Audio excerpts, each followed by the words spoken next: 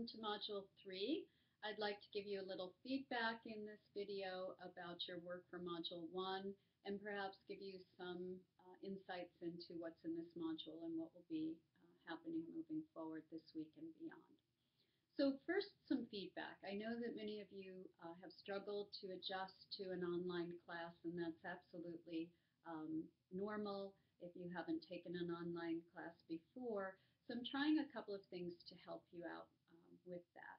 The first is that I set up a lounge area on our Blackboard page. And I call it the lounge area because I really hope it will be a place that you feel comfortable interacting with your fellow classmates. There's 2 discussion boards in the lounge area. One relates to anything to do with the course at all. If you have a question about the material, question about an assignment, you can post a question there and hopefully one of your classmates can help you out. The other discussion board is called technology issues. So if you have a technology issue, and many of you maybe are not as savvy with technology as some of the others of you, post your question there and hopefully one of your classmates can help you out even before I may be able to respond to you. And at the end of the semester, this lounge area is going to be an opportunity for you to get some extra credit. I'll go in and check and see if there's been a consistent effort on your part to check in, see if you can help somebody, and I'll be able to give you a little boost in your final grade at that point. I also hope it's just a nice way for you to interact, and aside from being just the right thing to do to try to help another classmate, I hope you'll take advantage of it because it will be an opportunity to get a few points extra credit.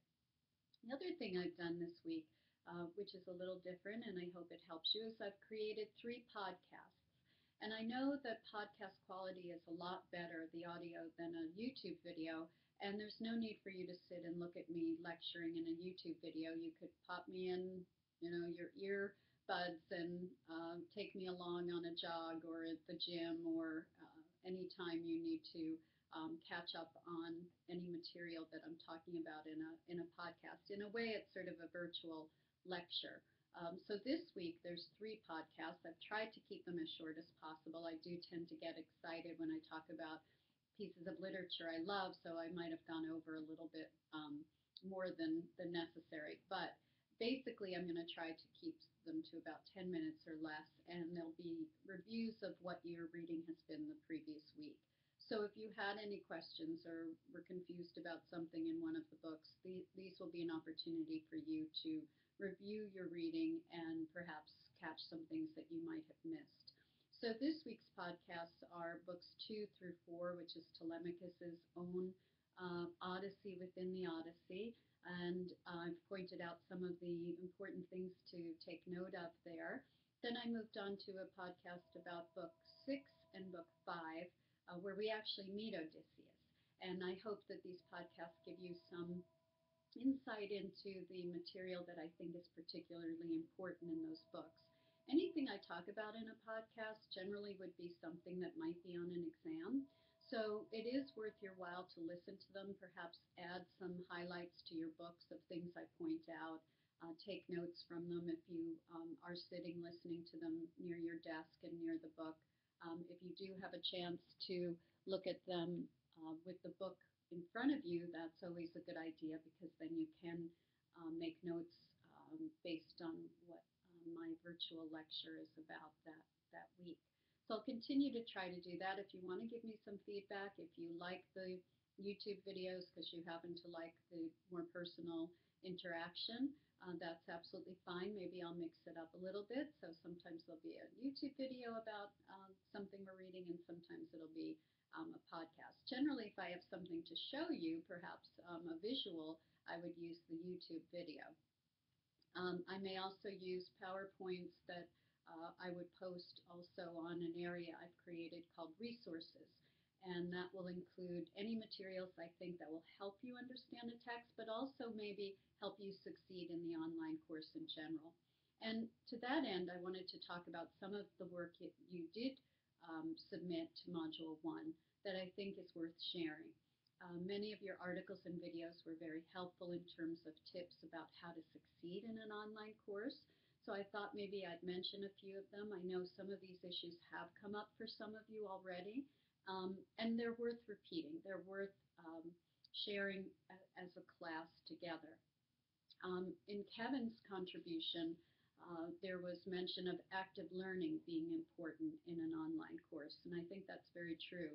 Um, Gone are the days when you can just sit in a classroom and hope that by osmosis you're going to garner some gems of wisdom from your professors. I think active learning means that you're taking responsibility for delving into pieces of literature and for doing some very close reading of a text, even if I am providing you with some guidance and overviews.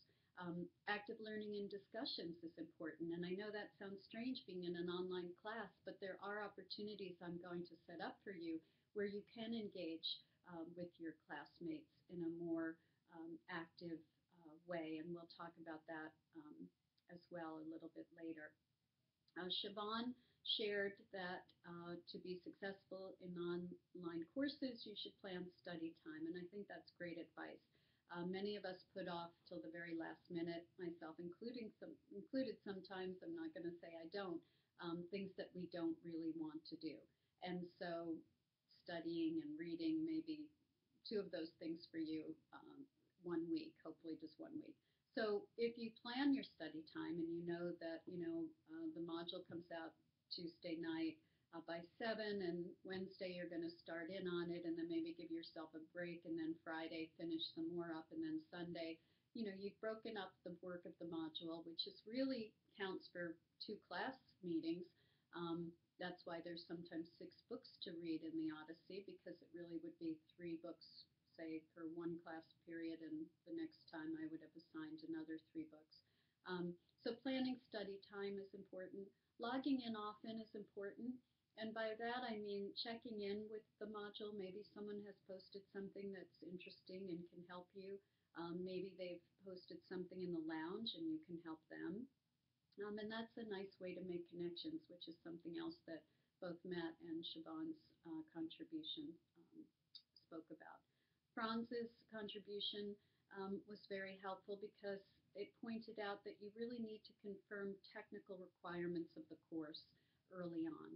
And I think we're all starting to understand that a little bit better, in the sense that if we wait too late to upload something, it may not upload fully.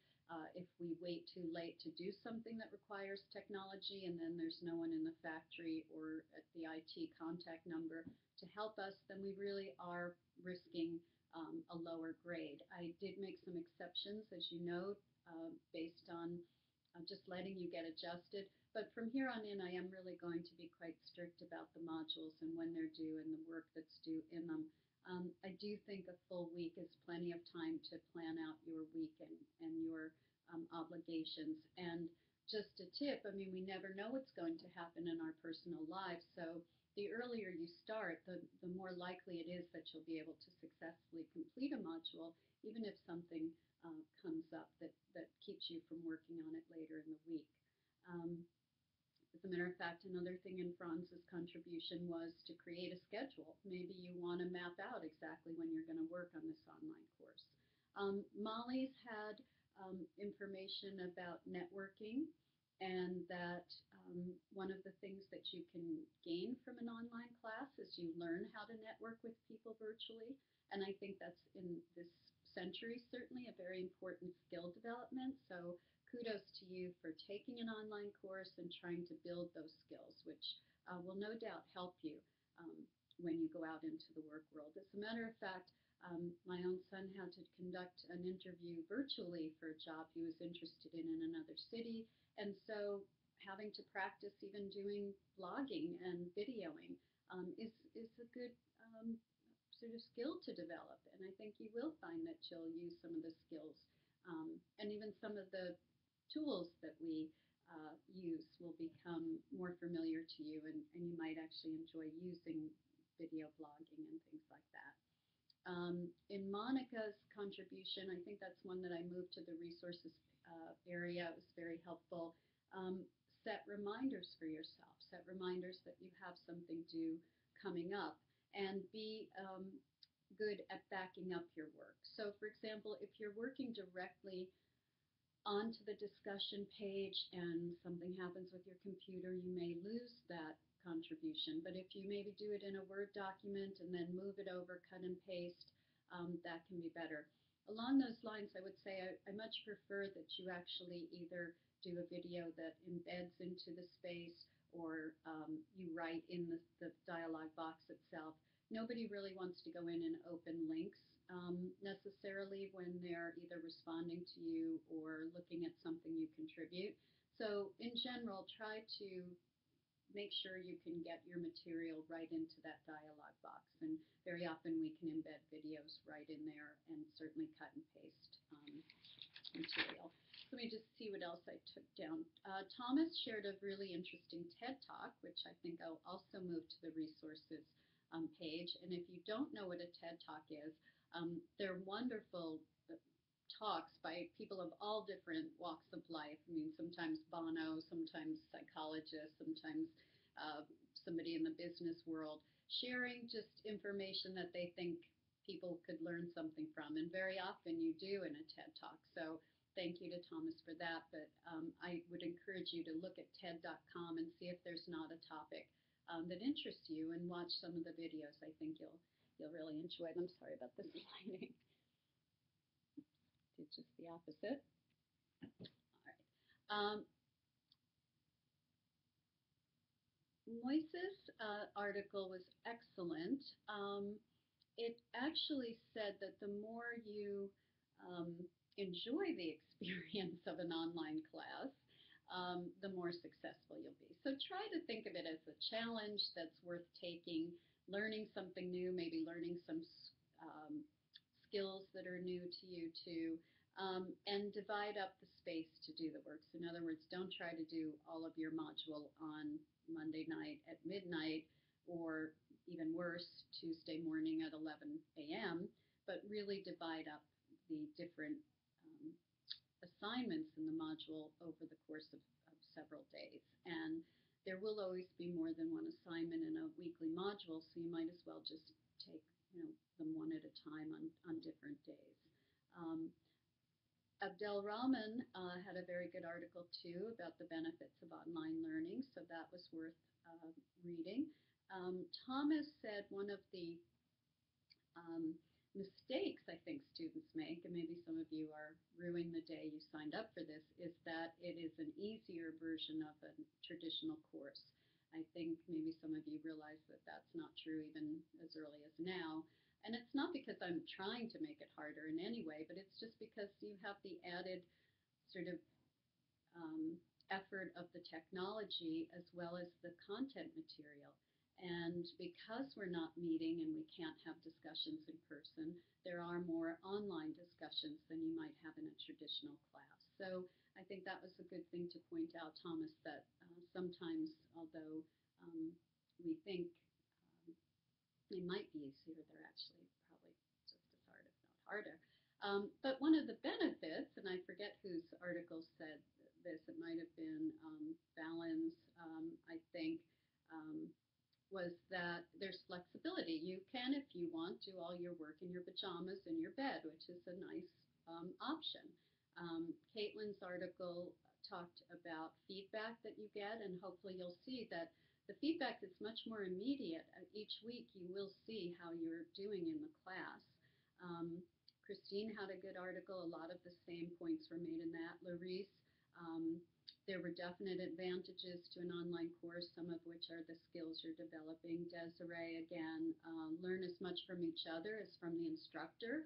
And I'm very happy if that's the case. I think that is an important part of online learning, and that's why I've set up this lounge area. But I do want you to try to learn as much from each other as you will from me. I won't feel bad at all if that's the case.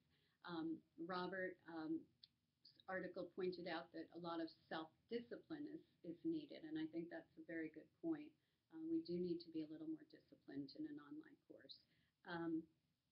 Katie, it was very interesting, again, the peer learning came up, but also that one of the benefits she thought, or the article she shared, was that you can pause and rewind. Say, you really can't listen to my whole podcast about something or a whole video, you have the leisure of pausing and rewinding and listening again if you need to, or pausing when something else interferes with it. So I think those were some of the highlights. All of you submitted some really very useful articles and videos, and again, I'm going to share them in the resource area. And the other thing I just wanted to point out about this module is, again, there'll be a wiki and a journal entry required for the reading moving forward. You're going to read books 7 through 12, and they're really the bulk of the Odyssey. They make up what you would call Odysseus' hero's journey, where he has his temptations and his challenges that we read about. And the other thing that's coming up that I can't emphasize enough is the colloquium, the required colloquium for the semester. It's the only required activity for this course. And as such, I do expect all of you to make the effort, indeed, to make one of the two choices. And I gave two choices. One is an evening event in case some of you work during the day, and the other is an afternoon event in case some of you have evening responsibilities to family or another activity. But I think athletic directors and coaches understand that you are scholar athletes, so scholar comes first. If it's the only required activity of your course, they will be flexible, I'm sure, if you explain that to them. Again, you will have these two options. So tomorrow at 7, I will be there, and you can stop by and sign in directly with me. On Wednesday of next week is the other option, and there will be attendance taken there as well, so you'll get credit if you attend that one, no worries. But the reason I've made these two, one or the other, required is that they concern the environment. And I think the greatest issue facing this next generation, or really all of us on the planet, is how we care for the resources that we have available to us and available to others. And it so ties into the questions we're asking ourselves this semester. What does it mean to be human? What does it mean to live a life of meaning and purpose? What does it mean to understand the natural world? And what does it mean to forge a more just society for the common good? And I think you can see how all of those questions can be answered in some way with how we react and live in the world that we've been given to inhabit. So I do hope to see many of you tomorrow night. If I don't see you then, I'll assume that you're going to the next Wednesday's colloquium. At the bottom of the module is also not on the bottom of this module, on the menu area, you'll see something called colloquium or colloquia requirements, and it'll list the other colloquia that are available for you to choose from. So a second one will be due after midterm at some point. You can certainly go before midterm, but the paper that's associated with it won't be due until after.